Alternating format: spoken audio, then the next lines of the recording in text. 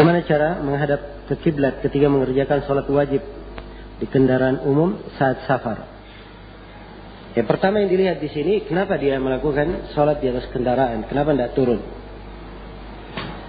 Ya, kalau dia menjawab bahwa tidak mungkin turun, ya, kalau dia tidak mungkin turun, maka di sini Allah berfirman, "Fattaqullaha mastata'tum." Bertakwalah kalian kepada Allah sesuai dengan kemampuan kalian. Kalau dia bisa salat berdiri di atas kendaraan, dia berdiri. Tidak bisa, dia duduk. Ya, dia menghadap ke kiblat sambil duduk. Seorang boleh membelakangi menghadap kiblat. Ya, jadi pertama dia cari arah kiblat, dia menghadap ke kiblat. Dia salat menghadap kiblat. Kalau sementara jalan tiba-tiba berbalik, berputar, maka itu sudah di luar kemampuannya. Dan Allah hanya membebani seseorang sesuai dengan kemampuan.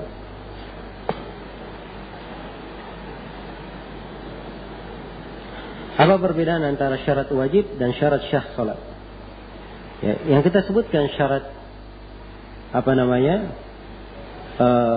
salat itu, syarat wajib dan syarat syah itu semuanya sama, berkaitan dengan masalah keabsahan salat. Ya, hanya kalimat syarat wajib itu biasanya pembahasan untuk makna taklif, beban syariat, apakah sudah dibebankan oleh orang atau tidak. Ya.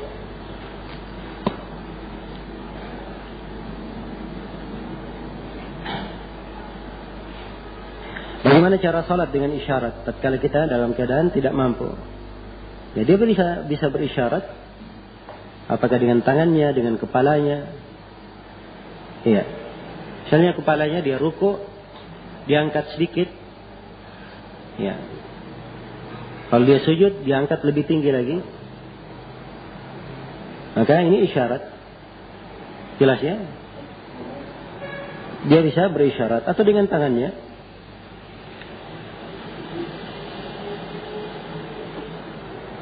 Apa perbedaan rukun dan syarat? Rukun itu berkaitan dengan ibadah itu sendiri. Kalau syarat itu berkaitan dengan hal yang di luar ibadah.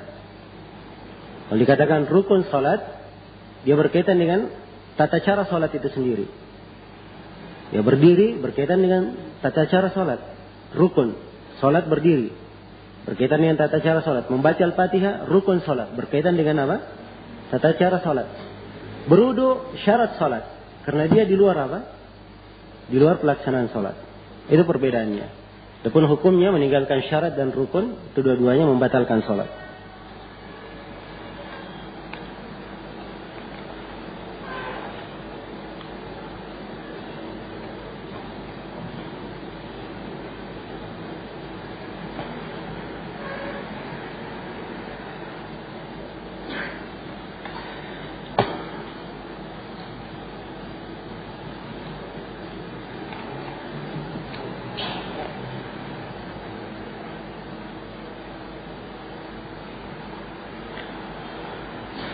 Saya seorang pemuda sekarang sedang jatuh cinta kepada seorang perempuan. Saya berkeinginan untuk menikahinya pada saat umur 24 tahun.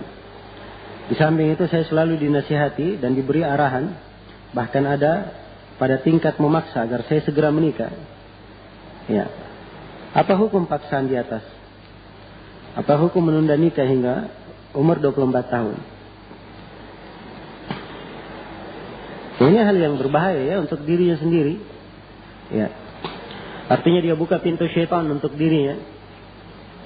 Ini bukan waktunya untuk jatuh cinta. Ya.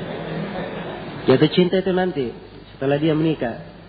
Kalau dia jatuh cinta sekarang, maka segera dia menikah. Sebab kalau tidak, maka dia pasti akan menjadi permainan syaitan. Menjadi permainan syaitan. Iya. Dan seorang hamba jangan membuka untuk dirinya. Sekali lagi yang dia membuka untuk dirinya perkara yang bisa membahayakannya. Ya. Di kondisi yang harusnya dia sudah menikah, tidak pantas dia undur. Karena itu para ulama menyebutkan bahwa nikah itu kadang dia bersifat wajib. Apabila dia punya kemampuan untuk nikah, ya. Dan kalau dia tidak menikah, dia jatuh dalam dosa. Ini wajib dia menikah. wajib dia menikah. Adapun nikah bermakna sunnah itu apabila dia tidak khawatir jatuh dalam dosa, disunnahkan dia untuk menikah. Nah, maka hendaknya seorang jangan membuka untuk dirinya perkara yang seperti ini. Ya. Kemudian hati itu, sekali lagi, apabila hati itu rusak, ya, dan jatuh dalam cinta yang terlarang, ini akan membahayakannya, ya, dan akan membawanya ke dalam perkara yang bisa menjatuhkannya ke dalam dosa dan maksiat. Ya. Nanti yang saya nasihatkan, apakah kalau dia belum mampu untuk menikah, dia jangan sampai memikirkan hal yang seperti ini. Ya. Kalimat jatuh cinta dan seterusnya. Ya sekarang jatuh cinta, kalau besok setelah umur 24 tahun tiba-tiba dinikahi orang lain, mau dikemanakan cintanya? Ya. Maka dia sendiri akan merugi.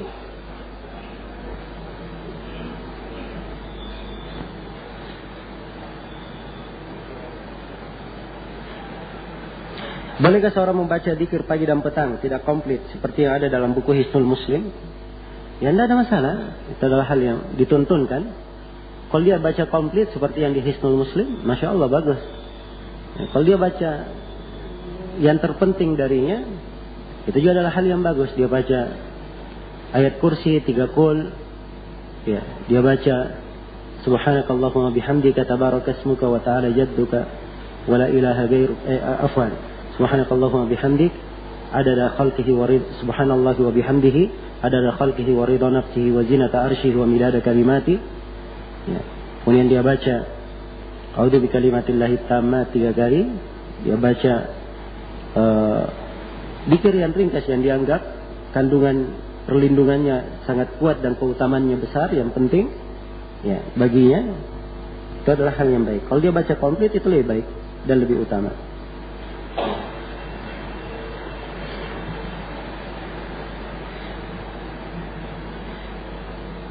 Akhir-akhir ini banyak media massa yang seakan-akan memojokkan pemerintah. Bukan seakan-akan, ya, memang benar memojokkan pemerintah. Ya. Bukan bahasanya, bukan seakan-akan, bahasa memang terang-terangan perang dengan pemerintah. Ya. Ini perbuatan sebagian orang yang sebenarnya, ya, sikap yang mereka lakukan itu, kalau dikatakan nasihat itu bukan nasihat. Ya. Kalau dikatakan ingin memberikan kebaikan bagi manusia, itu bukan kebaikan bagi manusia. Itu bukan kebaikan bagi manusia. Makanya perbuatan hal tersebut hanya berarah dari orang-orang yang kadang rusak pemikirannya, atau memang dari pihak-pihak yang punya kepentingan di dalam hal tersebut. Iya. Dan dimaklumi bahwa pemerintah itu, ya, mereka bukan malaikat. Tidak pernah berbuat dosa dan kesalahan. Tapi cara menasihati tidak dengan cara yang seperti itu. Dia bisa menasihati dengan cara yang baik. Ya. Hal yang dengannya membawa manfaat bagi manusia. Tidak membawa keributan di tengah masyarakat.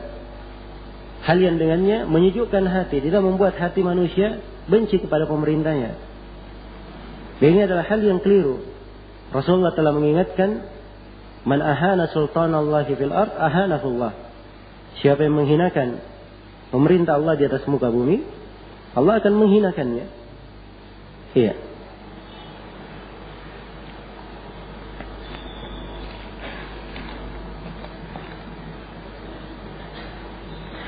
Bolehkah akad nikah diwakilkan?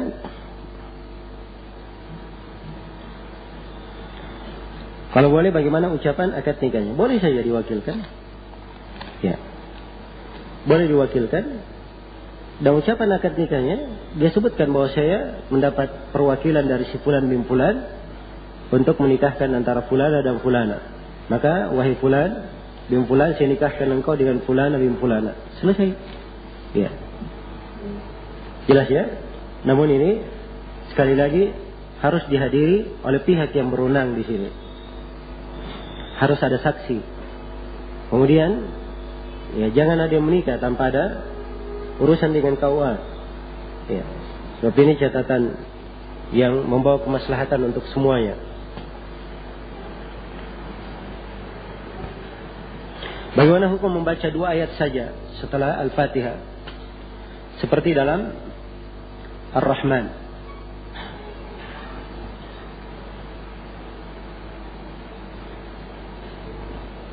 Bagaimana maksudnya?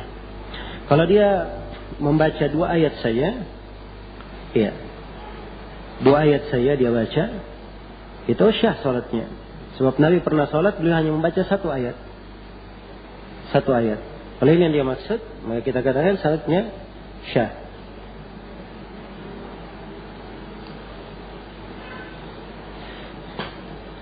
Apakah diterima salat orang yang pelaku kesyirikan? Dilihat syiriknya. Kalau syirik akbar, mengeluarkan dari agama, tidak diterima salatnya. Kalau syirik asgar, ya, maka salatnya diterima sepanjang salat yang dia lakukan lepas dari kesyirikan. Apa hukum salat hajat? Salat hajat itu diterangkan dalam beberapa hadits, tapi seluruh hadits yang menjelaskan syariat salat hajat semuanya adalah hadits yang lemah. Semuanya adalah hadits yang lemah. Karena itu tidak disyariatkan melakukan salat hajat.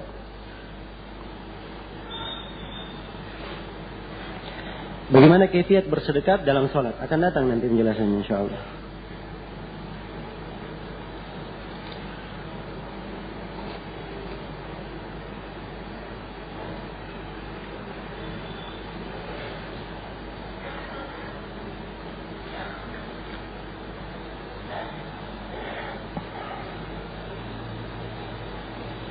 Kapan kita membaca Al-Fatihah? Manakala kita jadi makmum. Sedangkan di surah Al-A'raf ayat 204 kita disuruh untuk diam dan mendengarkan. Ya memang itu betul ayat. Ya, idza quri'a al-Qur'anu fastami'u lahu wansitu. Apabila dibacakan Al-Qur'an, maka dengarkanlah dan diamlah. Tapi ini ayat dia berlaku umum dalam salat. Ini kalau yang dibaca selain dari Al-Fatihah. Adapun kalau yang dibaca Al-Fatihah, maka tidak apa-apa dia membaca walaupun imam lagi apa? Lagi membaca. Dan akan datang insyaallah haditsnya yang menjelaskan tentang hal tersebut.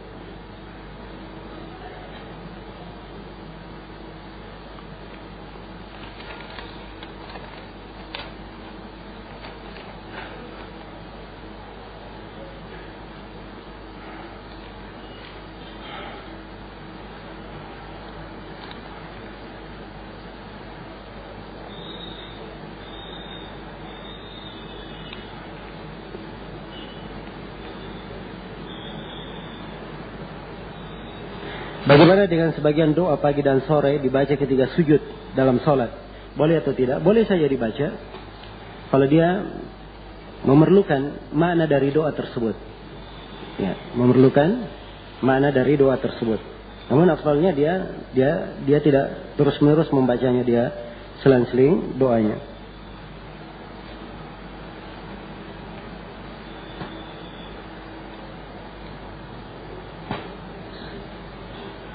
Tercelaka menceritakan perempuan-perempuan yang dulu diproses kepada istri.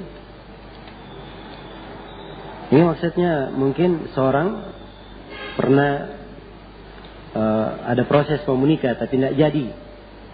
Ya, dengan beberapa perempuan. Tidak jadi dan terakhir jadi. Pada istrinya yang terakhir dia ceritakan proses sebelumnya.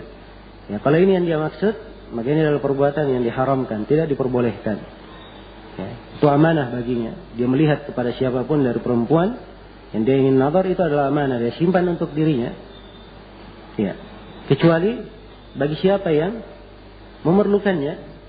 Ya, kalau misalnya ada yang ingin melamarnya orang lain misalnya, ya dia tanya kepadanya. Ya, tidak ada masalah dia beritakan. Dari sisi itu saja. Tapi selain daripada itu adalah bukan dari haknya untuk menceritakan. Bukan dari haknya untuk menceritakan.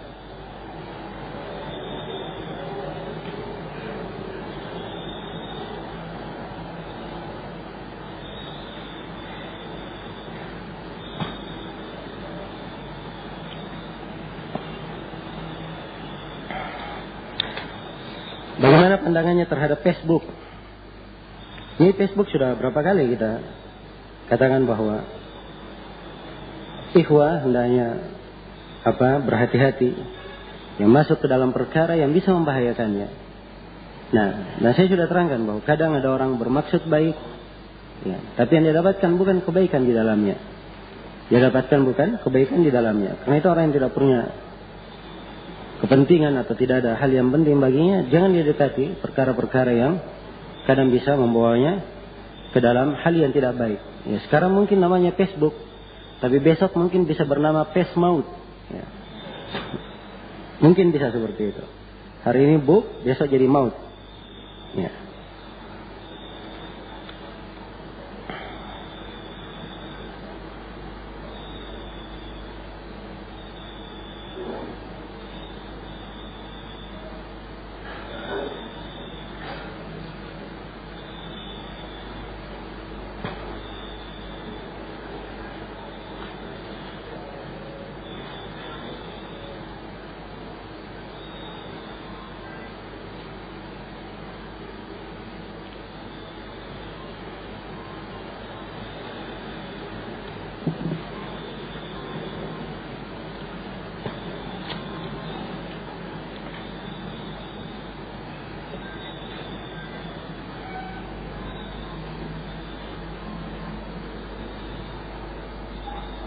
Apa hukum makan dalam sholat? Itu membatalkan sholat, ya. Makan dalam sholat membatalkan sholat. Apa hukum adan? Padahal sudah banyak adan berkumandang. Kalau dia di masjid, maka disyariatkan dia mengumandangkan adan. Ya, sebab masjid itu memang ditegakkan padanya sholat harus ada adan. Walaupun sudah banyak yang mengumandangkan adan. Ya, sudah banyak mengumandangkan adan.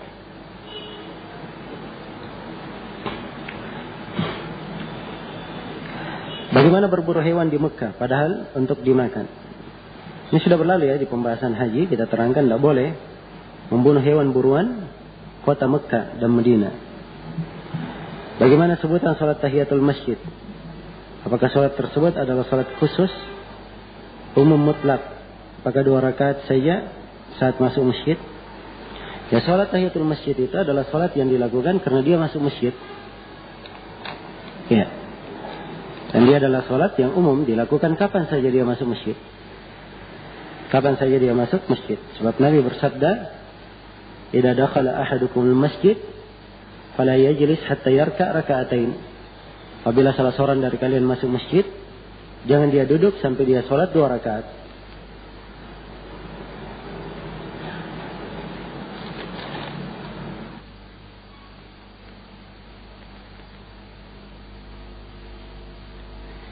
Ketika menjenguk seorang sakit secara rombongan dan salah seorang memimpin untuk mendoakannya, apakah ada tuntunan dari Rasulullah Sallallahu Alaihi Wasallam seperti itu menjenguk orang yang sedang sakit? Ya. Memimpin mendoakan tidak ada tuntunan untuk hal tersebut. Setiap orang mendoakan untuk saudaranya. Dia berkata tahurun insyaallah la ba'sa, tahurun insyaallah tidak apa-apa, insyaallah penyakitmu akan menjadi hal yang mensucikanmu. Ya, tadi doakan dengan doa yang baik didengar oleh saudaranya. Ya, jama'allahu laka baina al-ajr wasyifa'ul ajil. Semoga Allah mengumpulkan untuk kamu antara pahala dan kesembuhan yang segera. Ya. Dan kalimat-kalimat yang semisal dengan itu.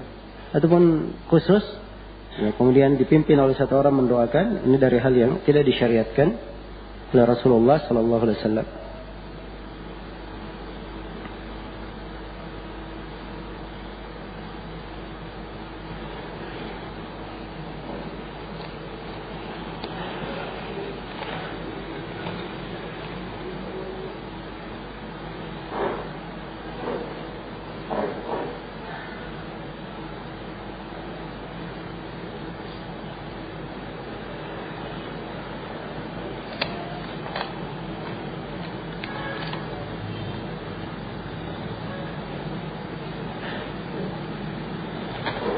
Apakah termasuk al-mutaffifin, seorang pemimpin yang menuntut kepada bawahannya untuk bekerja secara optimal, padahal ada tambahan waktu di luar jam kerja, sedangkan hak bawahan kurang terpenuhi, seperti kurang tepat waktu, molor pada pemberian gaji,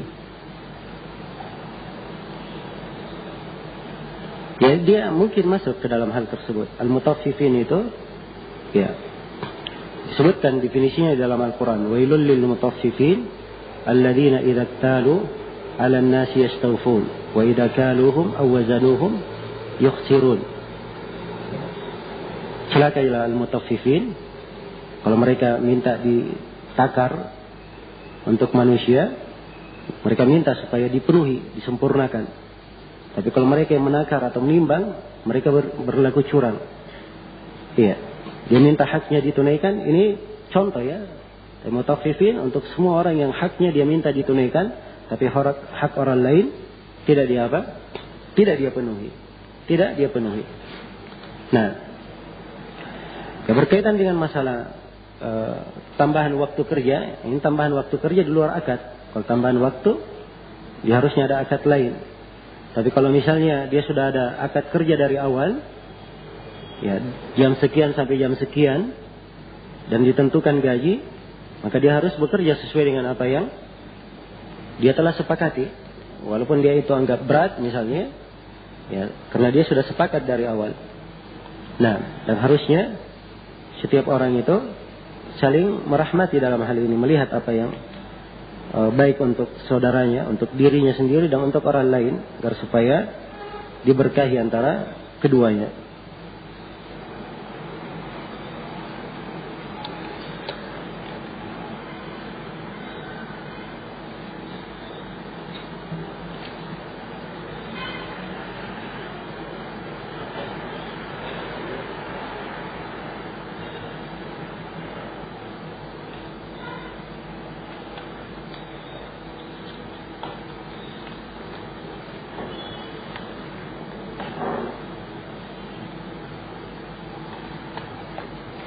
Apakah boleh sholat berjamaah di masjid yang kebanyakan masih memakai sarung? Tapi saya ingin memakai jubah dalam masjid itu. Ya kalau dia mau sholat pakai sarung, tidak dilarang. Hal yang baik. Iya. Apalagi kalau kebanyakan orang di situ pakai sarung. Kalau dia ingin pakai jubah, tidak ada masalah saya kira. Karena pakai jubah itu adalah hal yang sudah dianggap biasa di Indonesia ini. Ya, bukan hal yang dianggap asing dan aneh. Cuman kalau dia ikut kebanyakan orang, itu lebih bagus baginya.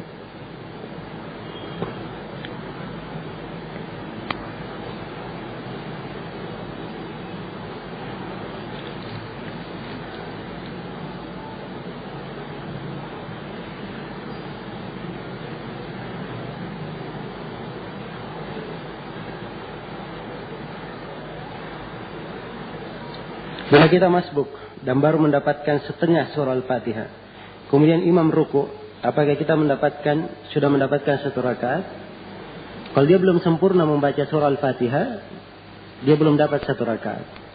Dia harus baca sempurna dari awal sampai akhir, barulah dia dikatakan mendapatkan surah Al-Fatihah.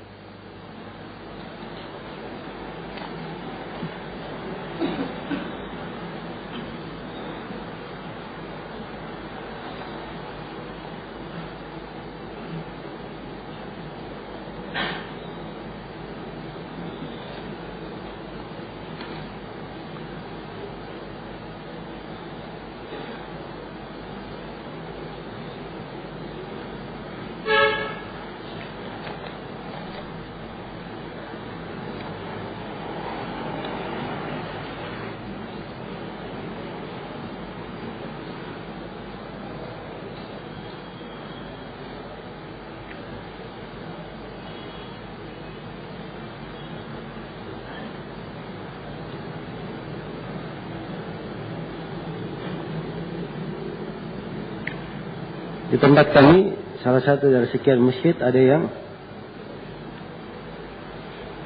berdampingan dengan gereja. Bagaimana sholat di situ? Ya kalau berdampingan itu tidak mempengaruhi tentang sholatnya. Dia sholat di masjid, bukan sholat di gereja. Nah, sholatnya syah. Kalau misalnya ada ribut-ribut dari situ, itu masalah lain. Sama saja kalau ada masjid, ada ribut-ribut di tetangga masjid. Ya.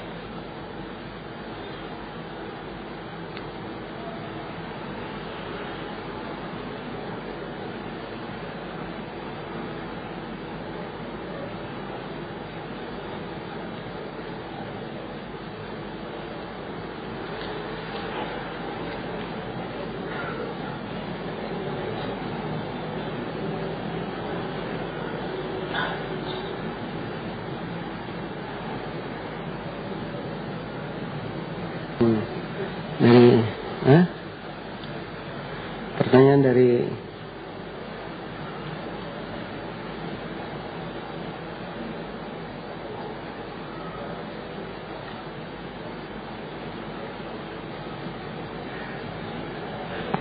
apakah boleh mengumumkan barang yang hilang itu di dalam masjid?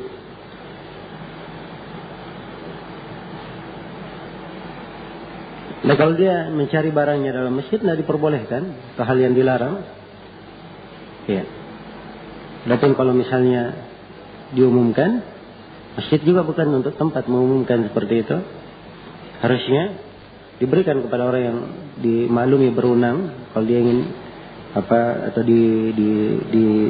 diumumkan di pintu masjid, ya, di luar masjid. Adapun di masjid itu bukan tempat untuk mengumumkan.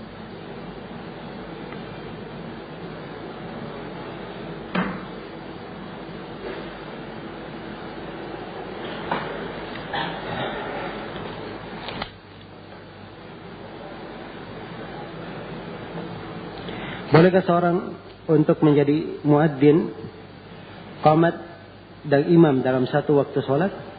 Ya boleh saja dilakukan. Nah, Masya Allah dia kumpulkan semua. Dia muadzin, dia imam. Ya. Yang penting jangan dia menjadi imam, dia juga menjadi makmum.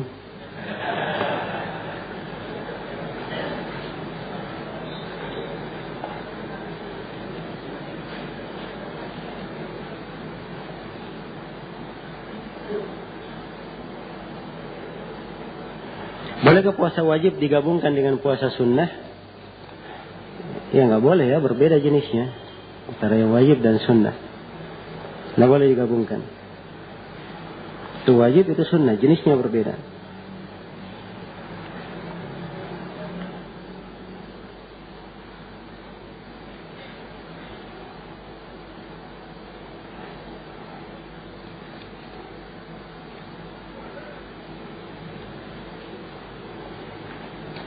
Apakah menampar wajah termasuk memukul wajah yang dilarang oleh Rasulullah?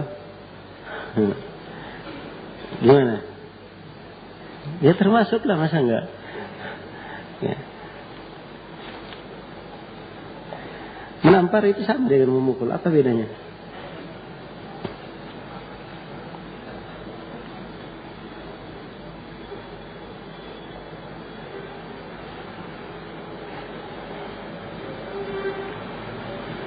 Apa ada ancaman bagi orang yang ribut di dalam masjid, seperti tertawa terbahak-bahak dan yang semisal dengannya?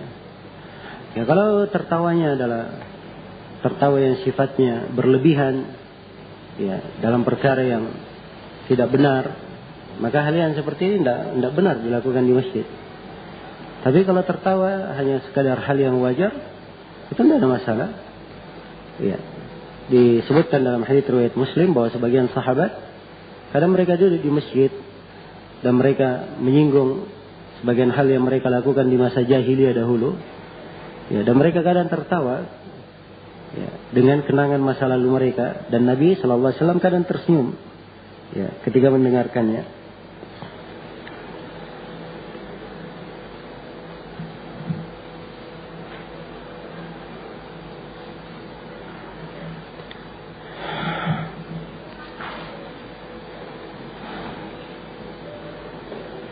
Bolehkah sholat malam dan sholat duha berjamaah? Ya, sholat malam itu hanya disyariatkan berjamaah di bulan Ramadan. Dan sholat duha tidak disyariatkan secara berjamaah. Tidak disyariatkan secara berjamaah. Baik, segera ini dulu ya untuk pertemuan sore hari ini. InsyaAllah ta'ala kelanjutan dari materi nanti kita sambung setelah sholat maghrib. Untuk sementara saya cukupkan sampai sini. Subhanakallahumma bihamdik, asyhadu an la ilaha illa anta, astaghfiruka wa atubu ilaik, walhamdulillahi rabbil alamin.